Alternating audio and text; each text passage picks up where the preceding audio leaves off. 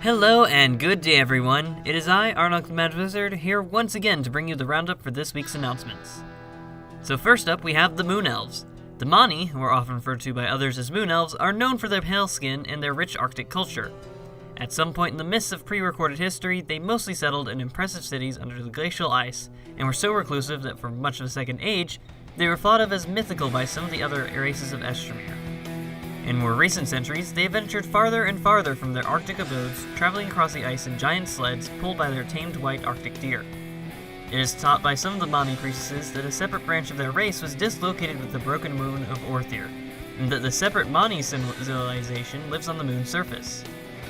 Classes available to the Moon Elves are Bard, Blood Mage, Cleric, Defender, Druid, Duelist, Infuser, Invoker, Necromancer, Paladin, Sniper, Summoner, Tempest, and Wizard. Next we have the details on the Aequalis Legion. Unlike the other two legions, the Aequalis Legion has no single leader. Instead, the 7 deities in it formed a council. The primary focus of the Aequalis Legion is promoting peace among its peoples and the act of self-defense for the greater good.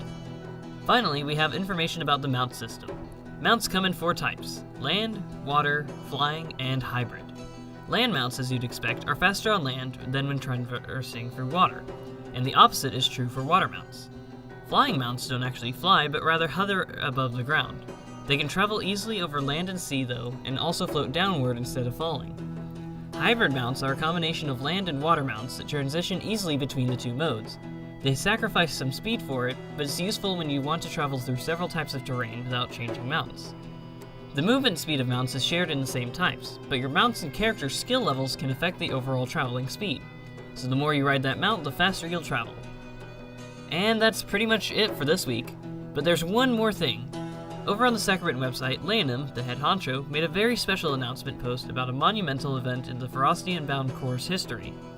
I highly recommend checking out that post if you haven't seen it already. Anyways, this is Arnold the Mad Wizard, and I hope everyone has a good rest of the week.